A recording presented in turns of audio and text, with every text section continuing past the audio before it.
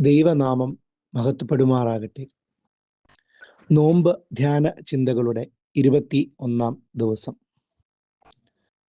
ഇന്നത്തെ നമ്മുടെ ധ്യാന വിഷയം ക്രിസ്തുവിൽ നങ്കൂരമിട്ട പ്രത്യാശ.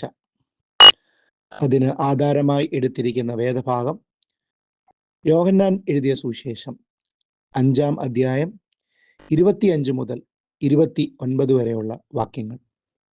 25-ാം വാക്യം: ആമേൻ ആമേൻ, ഞാൻ നിങ്ങളോട് പറയുന്നു, മരിച്ചവർ ദൈവപുത്രന്റെ ശബ്ദം കേൾക്കുകയും കേൾക്കുന്നവർ ജീവിക്കുകയും ചെയ്യുന്ന നാഴിക വരുന്നു, ഇപ്പോൾ വന്നും ഇരിക്കുന്നു.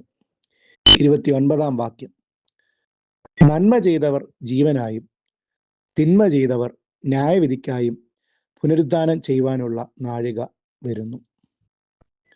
ക്രിസ്തുവിൽ നങ്കൂരമിട്ട പ്രത്യാശ. ബഹിരാകാശ നിലയത്തിൽ നിന്നുള്ള ബുച്ച് വിൽമോറിന്റെ വാക്കുകൾക്ക് ലോകം കാതോർത്ത ദിനങ്ങളായിരുന്നു പോയ വാരത്തിലേത്. പ്രതിസന്ധികളുടെ ദിനരാത്രങ്ങളെ നിശ്ചയദാർഢ്യത്തോടെ അതിജീവിക്കുവാൻ പ്രേരകമായത് യേശുക്രിസ്തുവിലുള്ള പ്രത്യാശ ആയിരുന്നു. ദൈവം എല്ലാം നിയന്ത്രിക്കുന്നു എന്നുള്ള വാക്കുകൾ ഈ പുതിയ കാലഘട്ടത്തിൽ ഏറെ പ്രാധാന്യം ഉള്ളതാണ്. വിയോഗങ്ങൾക്ക് അപ്പുറം ഒരു സംയോഗമുണ്ട് എന്ന് വിശ്വാസ സമൂഹത്തെ ഓർമ്മപ്പെടുത്തുകയാണ്.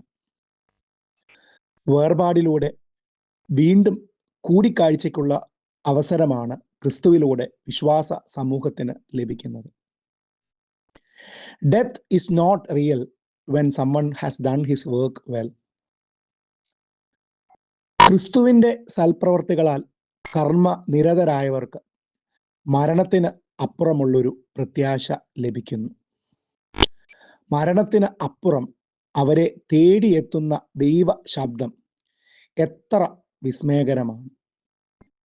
ഈ നോമ്പിന്റെ നാളുകളിൽ ആ പ്രത്യാശയിൽ നങ്കൂരമിടാൻ നമ്മൾക്കും സാധിക്കണം.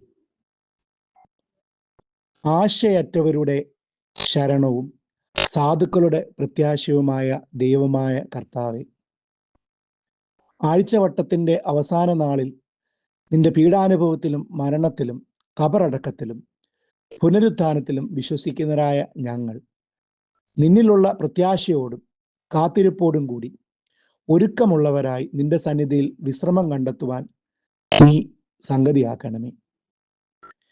ഞങ്ങളുടെ ജീവിതമാകുന്ന പടകിൽ നീ അമരക്കാരനായും പടകുലയുന്ന ജീവിത സാഹചര്യങ്ങളിൽ പ്രത്യാശയുടെ നങ്കൂരമായും തീരണമേ. ആമേൻ.